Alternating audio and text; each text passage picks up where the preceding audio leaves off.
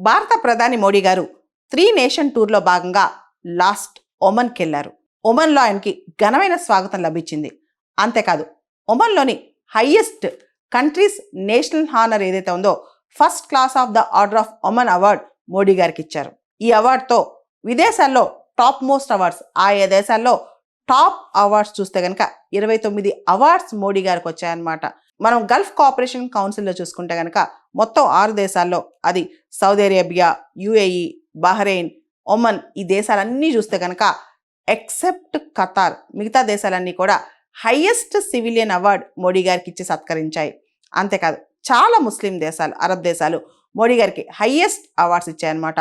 ముఖ్యంగా ఒమన్ దేశం ఇచ్చిన ఆర్డర్ ఆఫ్ ఒమన్ అవార్డు ఏదైతే ఉందో అది ఇంతకుముందు queen Elizabeth, Nelson Mandela, queen Maxim, emperor Akihito మరియు కింగ్ అబ్దుల్లా ఆఫ్ జోర్డాన్, వీళ్ళ సరసన ఇప్పుడు మోడీ గారిని ఇచ్చున్నారు. అంటే అంత ప్రెస్టీజియస్ అవార్డు మోడీ గారికి వచ్చిందనమాట.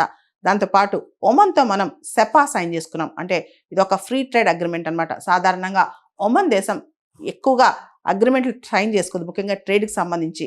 అలాంటిది అమెరికాతో 2009లో చేసుకుంది, ఇప్పుడు ఇండియాతో. అంతే గత 2-3 డికేట్స్లో చూసుకుంటే కనుక ఒమన్ అతి కొద్ది దేశాలతో మాత్రమే ఇలాంటి ఫ్రీ ట్రేడ్ అగ్రిమెంట్ సైన్ చేసుకుంది. ఇప్పుడు ఇండియా ఒమన్ సెపా సైన్ చేసుకున్నారనమాట.